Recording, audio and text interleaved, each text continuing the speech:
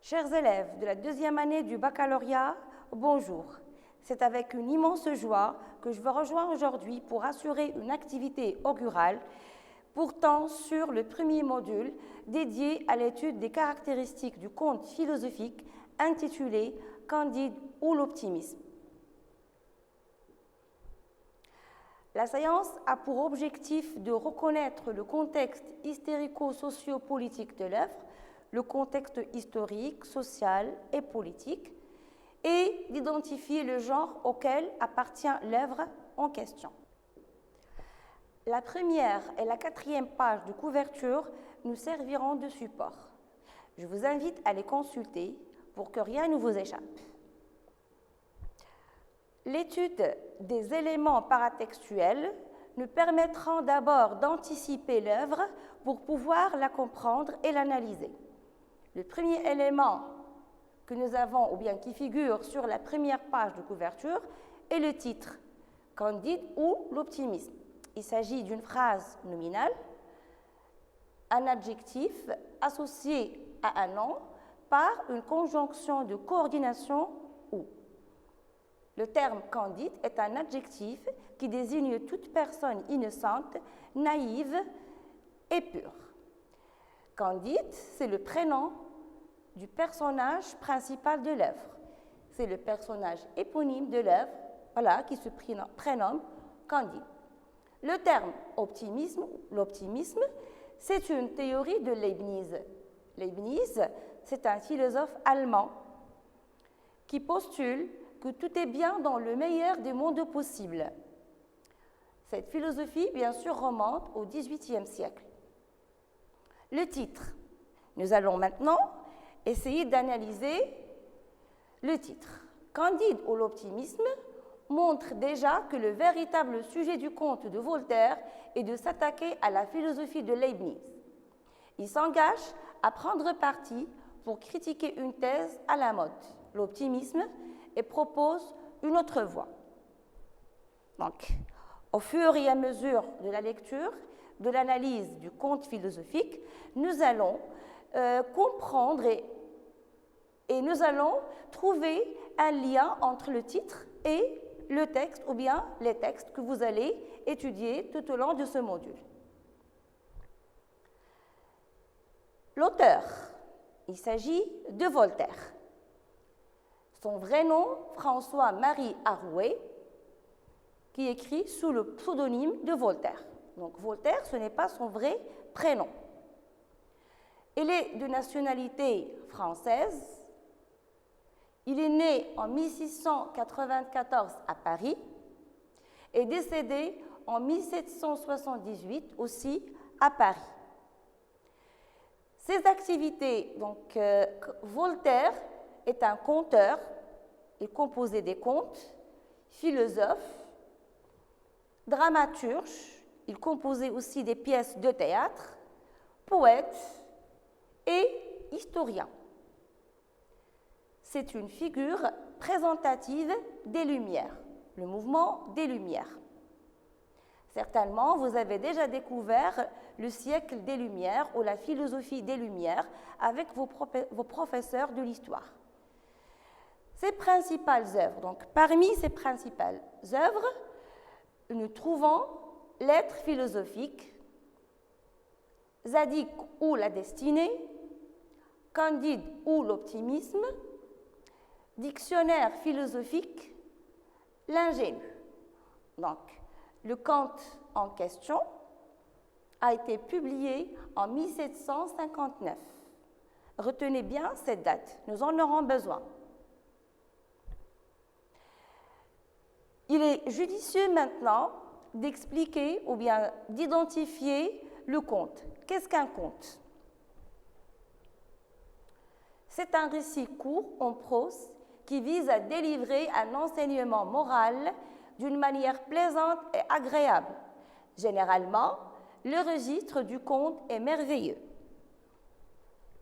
Vous avez certainement lu les contes merveilleux, Le Petit Chaperon Rouge, Cendrillon, etc. Le conte philosophique, C'est un sous-genre, bien sûr, du conte. Le genre, c'est le conte. Le conte philosophique n'est qu'un sous-genre. Ce sous-genre a été inventé par Voltaire au XVIIIe siècle. À l'instar du conte traditionnel, il présente la quête et l'initiation d'un héros.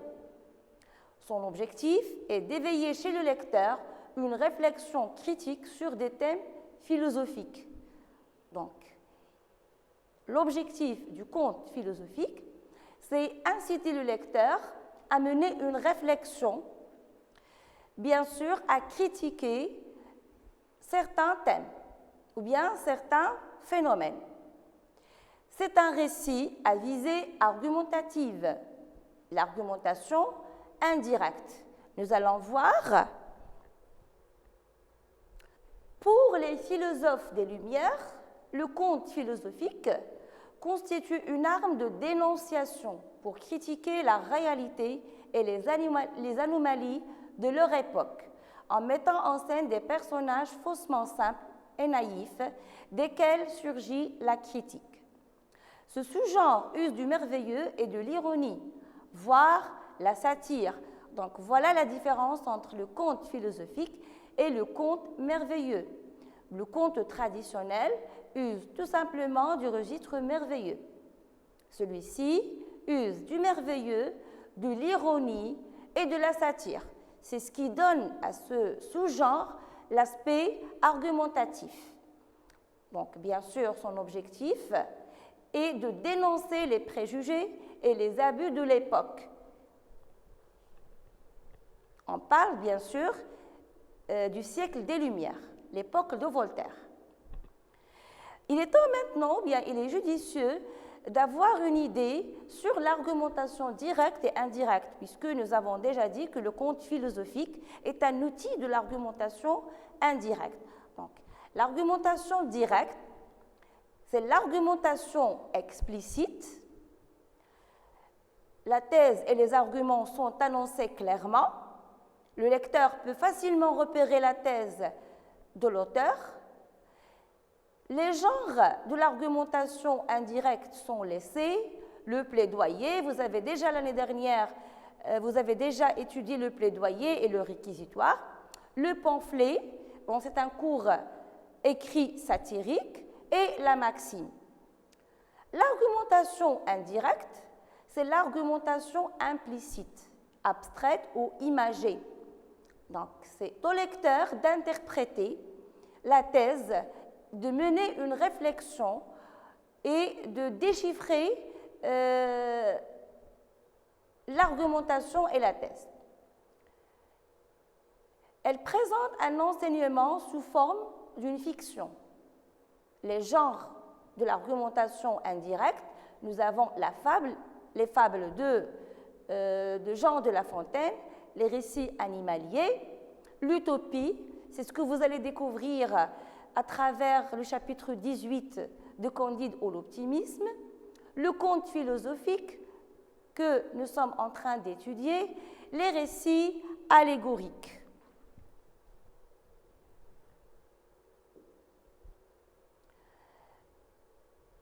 D'après la date de publication de l'œuvre, nous constatons que le conte remonte à un certain contexte historique, politique et social. Le contexte politique, donc, se caractérise par la succession de 3 régimes politiques, la régence du duc Philippe d'Orléans, le règne de Louis XV et puis celui de Louis XVI. La Révolution française, il se caractérisait aussi par la monarchie absolue, le roi qui détient tous les pouvoirs, pouvoir législatif, judiciaire. C'est le représentant de Dieu sur terre. Ce siècle se caractérisait aussi par la censure, l'arrestation, l'exil et l'enfermement des insurgés, ceux qui écrivent, par exemple, et qui osent contredire la monarchie, les écrivains et les penseurs. Quant au contexte social, il se caractérisait par les inégalités sociales, la hiérarchie sociale. Donc la société a été divisée en 3 classes sociales et selon une certaine hiérarchie. Nous allons voir tout à l'heure la pyramide de la hiérarchie sociale. Des privilèges accordés à l'aristocratie, à la noblesse, au détriment, bien sûr, du tiers-État. Tiers-État, c'est le bas échelle de la pyramide, y compris la bourgeoisie. Donc la bourgeoisie faisait partie du tiers-État. Parmi les privilèges, il y avait l'exemption des impôts. Voilà la pyramide qui vous explique la hiérarchie sociale dont on a parlé tout à l'heure. Donc, en tête de la pyramide, vous voyez le roi, la monarchie absolue, le pouvoir extrême du roi. Il détient le pouvoir judiciaire, législatif et exécutif. Après, nous avons la noblesse, l'aristocratie, le clergé ou l'Église, la bourgeoisie par la suite, les artisans et les paysans. Donc là, comme vous voyez, en bas de l'échelle, nous avons le tiers-État, bourgeoisie et artisans, paysans, les petits fonctionnaires. Le contexte religieux. Donc le catholicisme est la religion de l'État, c'était la religion officielle. Aucune autre religion n'est admise. Personne n'a le droit de remettre en cause les dogmes ou la pratique du clergé, de l'Église. Et nulle autre religion n'est acceptée. À l'époque, on chassait les protestants. Voilà, voire on les exécutait. Encore, il y a un élément qui caractérise le siècle, la guerre de 7 ans. C'est un thème omniprésent dans l'œuvre de Voltaire, dans le conte philosophique. Parce que dans le chapitre 3, Voltaire va remettre en question la guerre en général. Donc ce sujet a influencé Voltaire. Donc les pays européens et leurs colonies se trouvent entre 1756 et 1763 en une guerre comparée à la Première Guerre mondiale. Elle porte le nom de la guerre de 7 ans.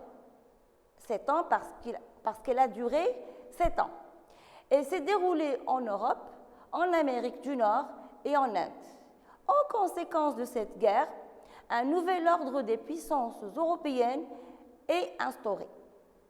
La Grande-Bretagne s'impose comme la grande puissance mondiale dominante et ainsi naît l'Empire britannique. Là, c'est un sujet que Voltaire a traité dans son conte. Le tremblement de terre de Lisbonne. Aussi, ce thème a influencé, avait un effet sur Voltaire. Donc, en 1755, Lisbonne, la capitale portugaise, a connu un des tremblements de terre le plus destructeur et le plus meurtrier de l'histoire, entre 50 000 et 100 000 victimes. Le séisme a été suivi d'un tsunami et d'incendies qui ont détruit Lisbonne. Donc, ce tremblement de terre a presque balayé la ville de Lisbonne. Nous devons maintenant avoir une idée ou bien prendre en charge l'étude du mouvement des Lumières auquel appartient Voltaire. Donc, les Lumières, le terme désigne ce qui éclaire l'esprit, ce qui éclaire l'homme et son jugement. C'est un mouvement philosophique qui remonte au XVIIIe siècle. C'est à peu près entre 1751 et 1772. Les philosophes ou les penseurs des Lumières ont milité pour libérer l'homme de l'obscurantisme et la soumission. Donc, libérer l'homme était l'objectif suprême des Lumières.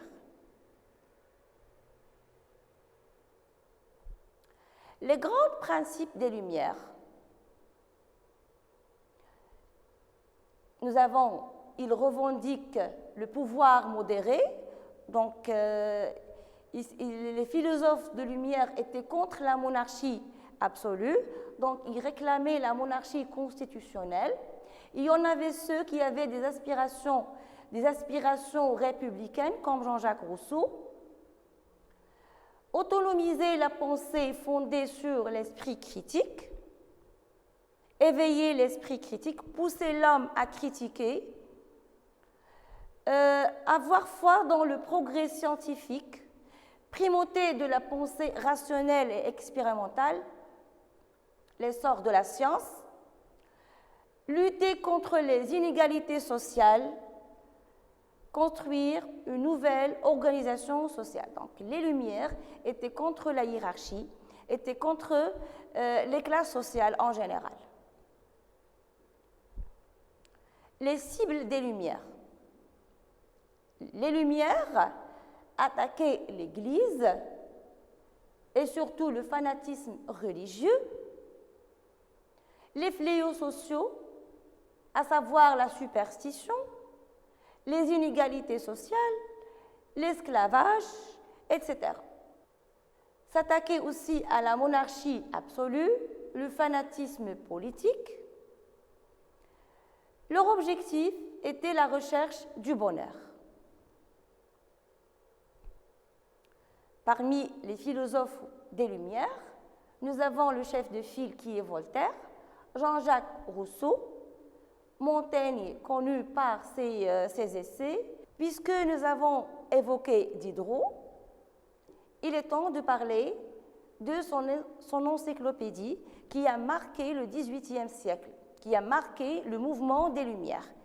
Donc, comme vous le savez déjà, les Lumières ont réhabilité ou bien ont donné la priorité à la science. Donc, Diderot, qui était appelé par le Breton à traduire le dictionnaire encyclopédique de l'anglais Chambers.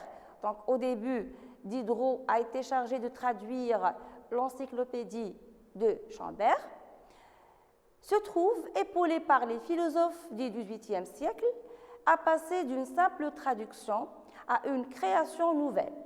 Donc, Diderot, en collaboration avec les philosophes de Lumière, a élaboré son encyclopédie. Concourant à la bataille encyclopédique, ces savants remplis d'esprit et de lumière, guidés par Diderot et d'Alembert, envisageant de rassembler en un corps et transmettre aux générations futures les dépôts de toutes les sciences et de tous les arts de tous les siècles.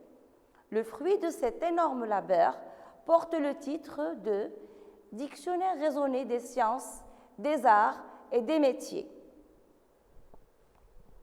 Donc, c'est une révolution scientifique qui a marqué le siècle. Donc, pour véhiculer leurs idées critiques et pour mettre en œuvre l'argumentation, la satire, l'ironie, les philosophes des Lumières usent de l'essai. Pour répandre leurs idées, ils utilisent également des essais à visée argumentative directe. Tout à l'heure, nous avons eu une idée sur l'argumentation directe, comme le traité sur la tolérance de Voltaire et les essais de Montaigne. Donc, Montaigne a été connu par ses essais, par l'argumentation directe. Nous avons l'argumentation indirecte à travers le conte philosophique, Zadig, l'ingénu et Candide ou l'optimisme de Voltaire. La séance touche à sa fin, mais avant de vous quitter, je vous invite à lire l'intégralité de l'œuvre, à continuer tous les chapitres pour pouvoir les analyser tout au long de ce module. Merci de votre attention et à la prochaine fois.